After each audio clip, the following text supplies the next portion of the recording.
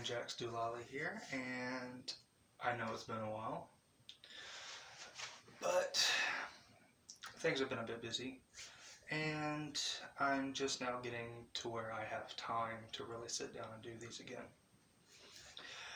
And today I want to talk about a very unpopular opinion. And this is actually less unpopular opinion and more like unpopular historical fact.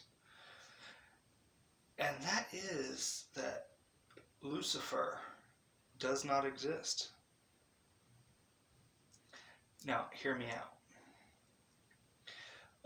For those not familiar with the work of the magician and historian and just all-around intelligent fellow, Baal Kadmon, he did a couple of videos on this subject discussing the historical original translations and such, showing that Lucifer, as we know him in modern times, generally speaking, did not actually exist, is not a character. It was never a proper name, and in some cases it was very clearly allegory towards other biblical people.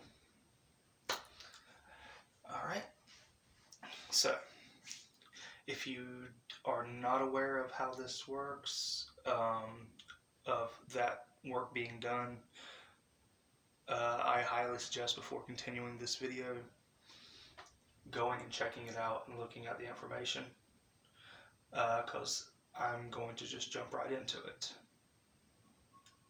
and what it actually means for the modern occultist and left-hand path practitioner, at least from my point of view. You know, as always, your results may vary. Now, as I said, if Lucifer does not exist as we know him, as the fallen angel, but at the same time, many of us have worked with Lucifer. So what does that mean? Because clearly he exists as a being. Now, does that mean he's egregoric God form? Or no? Now, here is where it gets interesting. Once you start really digging in and looking at the different aspects, names of Lucifer, etc., in modern occult practice, you see a lot of correlations with different things. Most notably being Taus. Now, if most of the information that we believe of Lucifer that isn't in the Bible, what people take as biblical truth, if that mythology doesn't exist, but here we have Taus, where it's almost one for one when it comes to it, then I would say it's a very arguable point that the being that many look to as Lucifer is actually Taus.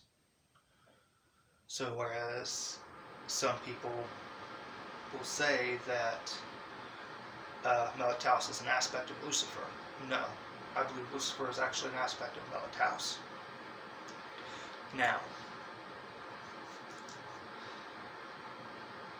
that gets into who is Taus. Well, that in itself is a bit of a video for another time. It's on my list of things to do. In fact, I sidetracked here a little bit. I'm already a bit annoyed with myself because on my list of videos to do that nobody has really covered yet, since I've made the list and haven't been doing it, some people have already covered these things. So, but that's on me. That's on me.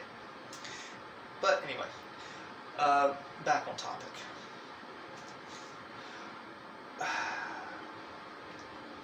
If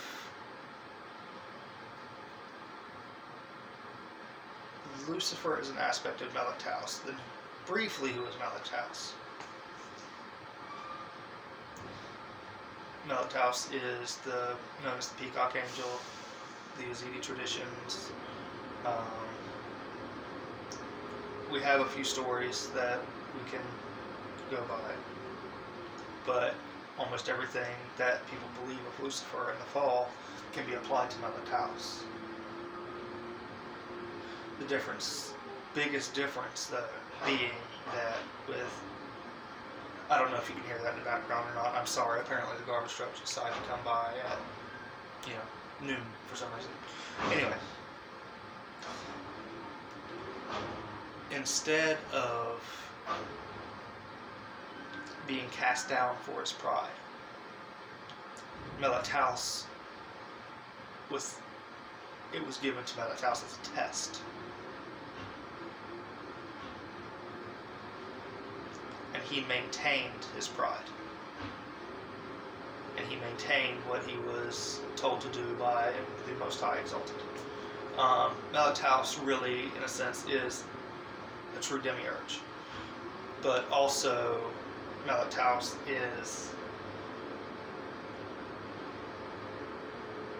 the cumulative, combined consciousness, the higher mind of humankind as a whole. And that, I believe, goes doubly true for the name of Lucifer. Lucifer is not a king, because, as in the sense that many refer to him as King Lucifer, and what have you, Emperor, whatever title you choose as some sort of supreme muckety-muck. Because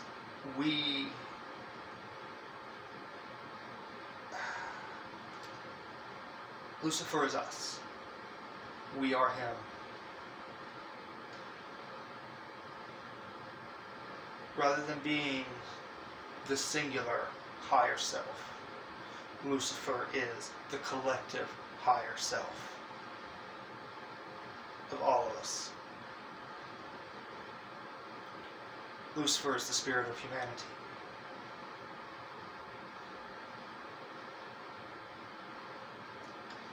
That's my thoughts on this. This is my UPG. Lucifer doesn't exist. Lucifer is not a fallen angel. Lucifer is the enlightened one, because Lucifer is the higher self of all of humanity.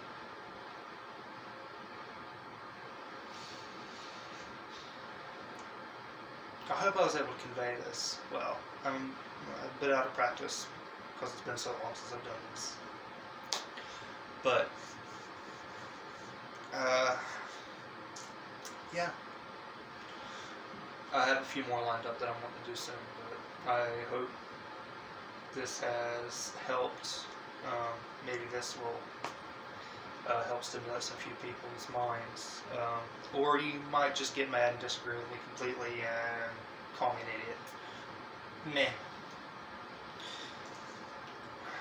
I mean, that being said, I'm not saying you cannot work with Lucifer. I'm not saying you shouldn't. In fact, I believe that when you take this approach, it will help form an even stronger bond.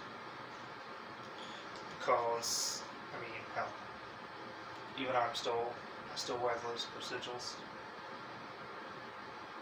Only a few others, but I think this direction could be a very useful tool to the left-hand path practitioner, and I hope it helps. That being said, that's my video for today. Take care. Questions and comments down below, I suppose. And until next time.